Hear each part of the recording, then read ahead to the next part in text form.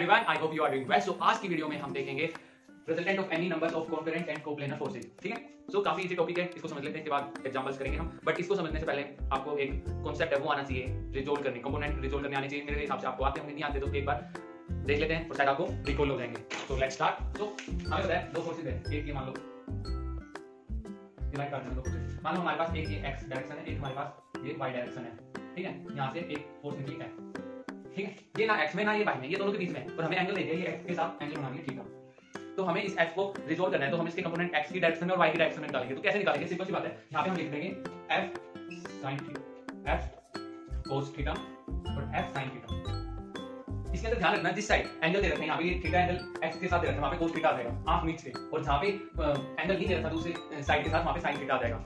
ठीक है, मतलब जो भी एंगल दे रखे हैं, यहाँ पे थीटा है तो थीटा। अब मान लो आप ये सोल्व करो, आप अपने आप से ये सोल्व करो, ये x डायरेक्शन होगी, ये y डायरेक्शन होगी। ठीक है, ये p इक्वल फोर्स होगी, तो इसकी फोर्स के x और y में कंपोनेंट कर दूं जल्दी से, क्योंकि एंगल बना दिए यहाँ पे बीटा, ये बीटा एंगल बना दिए, तो जल्दी से कंपोनेंट कर दूं और एक और देता हूं, वो और कर दो आपका, दैट मींस आपको समझ में कंप्लीटली आ गया है। ठीक है, x y यहाँ पे कुछ ले सकते हो आप, ऐसे ही लेते हैं। ठीक है, जल्दी से इन दोनों को सोल्व कर दो, आपको आ गया है। ठीक है, इसका क्या होगा? सुन, x की साइड में क्या आएगा? p जल्दी बोलो, cos बीटा, और यहाँ पे y की अलोंग p sin बीटा। ठीक है, देन अब इसमें जल्दी बोलो f sin आएगा नहीं, cos आएगा, cos इसके साथ है ना cos 30। ठीक है, इधर f sin 30, f sin 30 कितना होता है? हाफ, तो f by 2 हो गया। ये कितना होता है? cos 30 कितना होता है? 3/2 f आ जाएगा। ठीक है, एक और कर दूं, x y हमारे पास p मान लो, ये एंगल दे दिया हमने। अब इसको और सोल्व कर दो, अब इस साइड क्या आएगा? p cos नहीं आएगा, ये p जो फोर्स है ये किसके साथ एंगल दे रखा है? y के साथ, तो हम यहाँ पे cos लिखेंगे, p cos gamma, p sin gamma. ठीक, तो आगे देन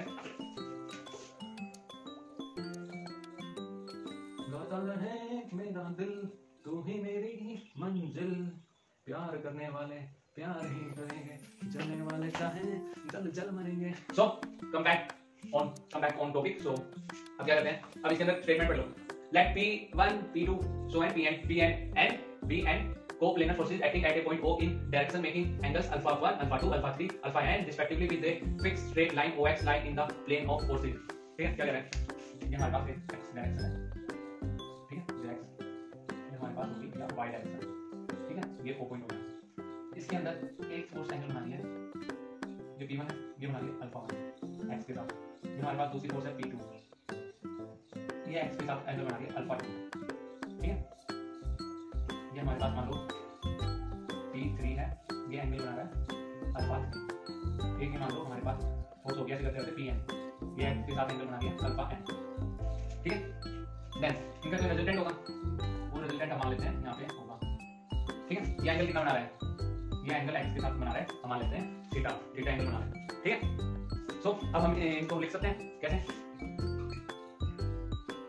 r cos x की डायरेक्शन में लिखना है पहले, r cos theta is equal to, अब ये p1 sin अल्फा 1, sin यानी यहाँ पे cos आएगा, cos alpha 1 p1, p2 cos alpha 2, p3 cos alpha 3 and so on, pn cos alpha n।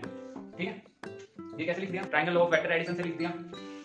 हमारे पास p और q दो फोर्स है मान लो, तो उनका रिजल्टेंट r इनका रिजल्टेंट बराबर नहीं होगा। ठीक है, समझे?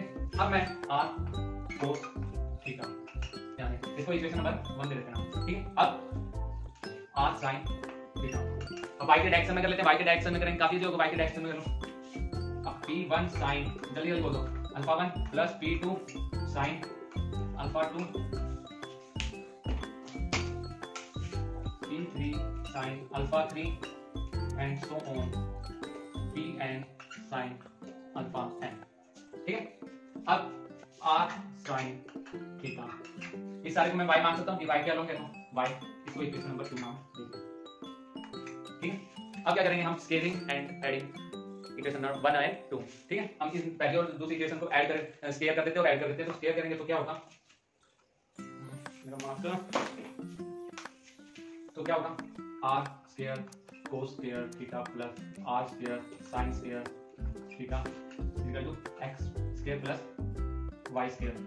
ठीक है, अब आर स्क्वायर यहाँ से कॉमन ले लेते हैं, आर स्क्वायर कॉमन लिया, अंदर क्या होता है cos square theta plus sine square theta,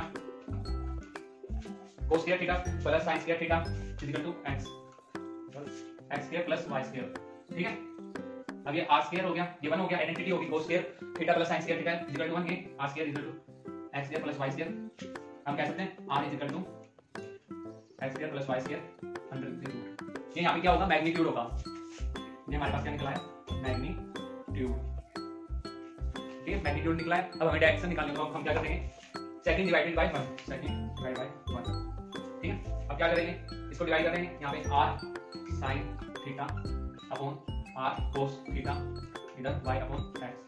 ठीक है, यहाँ से r से r कैंसिल हो गया, ये क्या हो गया tan हो गया, tan theta y upon x। अब थीटा की वैल्यू निकालनी है यहाँ पे, theta tan inverse y upon x। ये हमें क्या बताएगा, डायरेक्शन। ठीक है, ये डायरेक्शन आ गई, इजी था। तो ये टॉपिक इतनी दूर था, तो पढ़ाई करते रहे, all the very best. Relax mood से सारी चीजों लिंक करते हुए पढ़ते हुए चलें, आराम से टॉप कर जाओगे, मुझे यकीन है आप लोग ऊपर। सो पढ़ाई करते रहे, ऑल द वेरी बेस्ट।